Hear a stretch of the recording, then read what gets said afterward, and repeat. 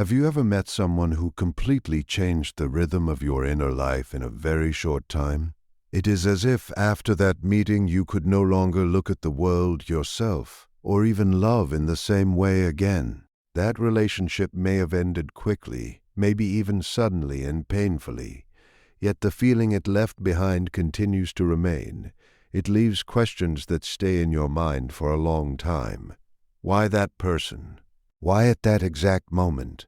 And why did the feeling go so deep that even after going separate ways, you could never fully return to the person you used to be? From the perspective of Carl Jung, experiences like this are rarely only romantic events.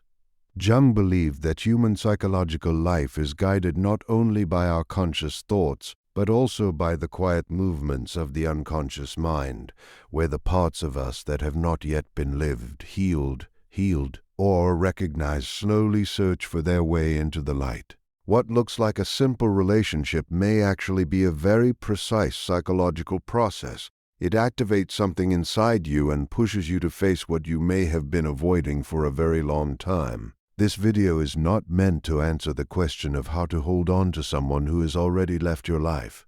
Instead, it explores a more important question. What did that person come to awaken inside you? And why is the fact that they could not stay actually an essential part of that awakening? If you have ever felt that a short but powerful relationship shook your entire inner world, then it is possible that the universe did not take something away from you at all. Instead, it may have been opening a door. The only real question that remains is whether you are brave enough to step through it. In every person's life, there are meetings that pass like a light breeze, leaving almost no trace. But there are also encounters that last only a short time and yet leave such a deep mark that even years later we cannot pretend they never happened. Experiences like that rarely feel like simple coincidence. According to Carl Jung, the life of the human soul does not move by random chance. Instead, it moves through meaningful patterns guided by the unconscious. In other words, it is not that we meet someone only because we happen to be in the same place at the same time. It is often because something inside us has reached a moment of readiness for an awakening before that person appears. Your life may still have seemed normal on the outside. You may have continued your routines, loved people, fulfilled responsibilities, and played familiar roles. Everything may have looked stable and reasonable, but somewhere deep inside, a quiet feeling may have begun to grow that life had become repetitive, maybe too safe, maybe lacking the aliveness that makes the heart truly tremble. That moment is important because it shows you are touching the limits of your old way of living. Even if you cannot describe that feeling in clear words, the unconscious mind can feel it. And when someone reaches the boundary of their inner development, but still tries to remain inside the old pattern, the unconscious often creates disruption. One of the strongest ways this disruption appears is not through a major event, but through the arrival of a person. They may appear unexpectedly. They may not come with promises. Sometimes they even arrive at a moment that seems inconvenient or wrong. Yet somehow they carry the power to awaken parts of you that felt asleep for years. What matters most is this: if you were not ready, you would not recognize them.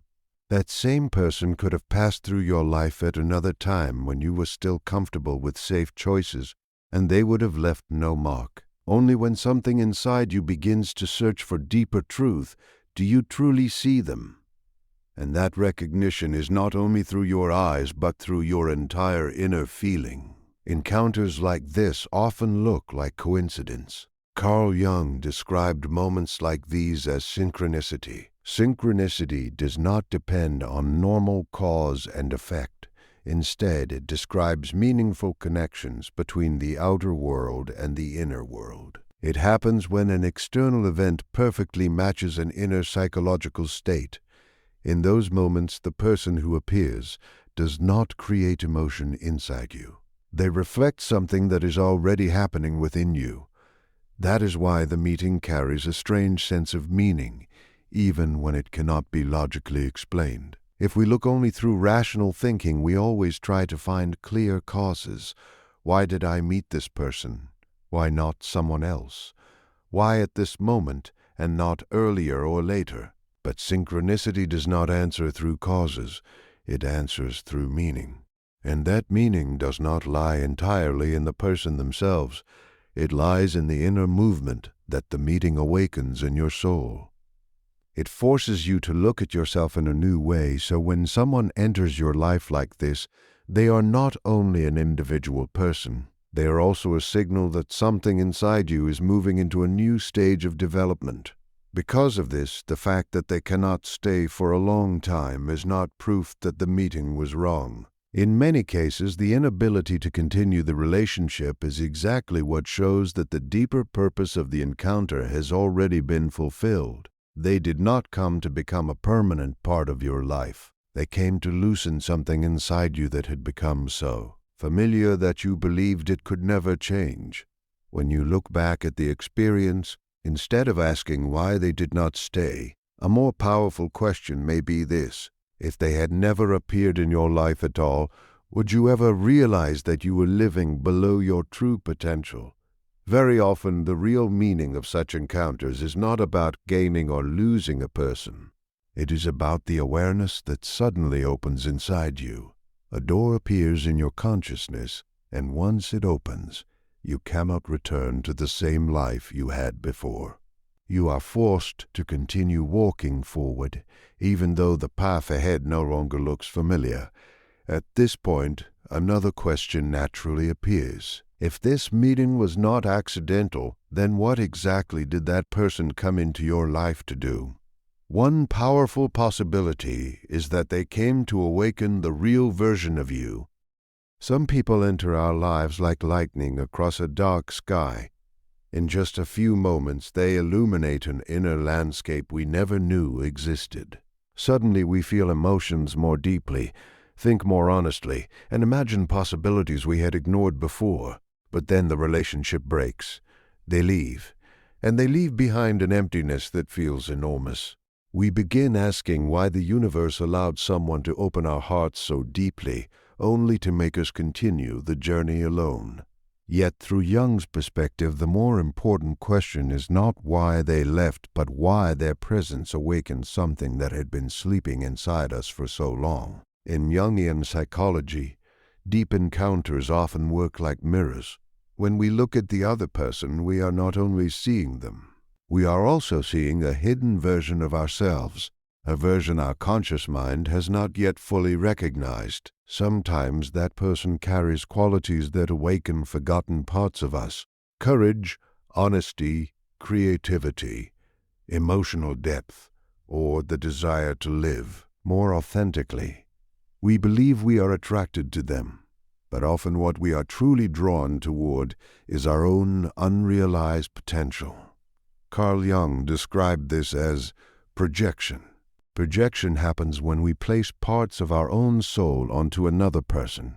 Qualities we admire or long for appear to belong to them. Dreams we abandon start to feel alive again through their presence. The other person becomes a living container for the parts of ourselves we forgot or ignored. Because of that, we start to believe they hold the key to our happiness or completeness. But the truth is that the key was always in our own hands. We simply were not ready to use it. The universe may bring that person not to give us lasting happiness, but to show us where we have limited ourselves. When they leave, the pain is not only about losing them. The pain also comes from seeing ourselves clearly for the first time. We begin asking difficult questions. Did we give away our power? Were we loving freely, or were we searching for someone to fill a hidden emptiness? At that moment, loss slowly turns into revelation. We begin to understand that if they had stayed, we might have continued depending on them to feel alive instead of discovering our own inner strength. That is why many connections that feel destined do not last. Their purpose is not to build a permanent home, but to break down an inner wall. They challenge illusions about love, worthiness, and identity. They show us that wholeness cannot come from another person. It must grow from within. Sometimes the one you cannot be with is simply a messenger. They show you a door, then they step away so you can walk through it yourself. And when you finally do, you may realize that the meeting was never a mistake. It was an initiation for the soul, a moment when love stopped being about possession and began becoming about awakening. Yet, the re is another layer to these experiences. When such encounters awaken the real self, they often also awaken something darker inside us: jealousy, fear, anger, the fear of abandonment. Carl Jung called this hidden side the shadow. The shadow is made of the parts of ourselves that we repress or deny, qualities we learn to hide because they did not match the image we wanted to present to the world. When a powerful relationship begins, it can stir the shadows strongly. Suddenly, emotions appear that surprise us. We may feel more sensitive, more insecure, or more reactive than usual. It feels confusing because these reactions do not match the identity we thought we had. But according to Jung, this is not a mistake. It is a psychological confrontation with ourselves. The shadow is not only negative traits. It includes every emotion or desire we once pushed away because it felt uncomfortable. When the right person enters our life, they activate these hidden parts. They do not create the shadow, they reveal it. And that revelation can feel intense because we have not yet learned how to live with those parts of ourselves. When the relationship ends, the pain often remains because the shadow has been awakened, but not yet fully understood. Yet this awakening carries an important purpose. Jung believed that psychological growth requires integrating the shadow rather than ignoring it. By facing those hidden emotions honestly, we become more whole. In this way, the person who came and left did not destroy your life. They opened a deeper path into self-understanding. And if you have the courage to continue that journey, the encounter may become one of the most meaningful turning points of your life.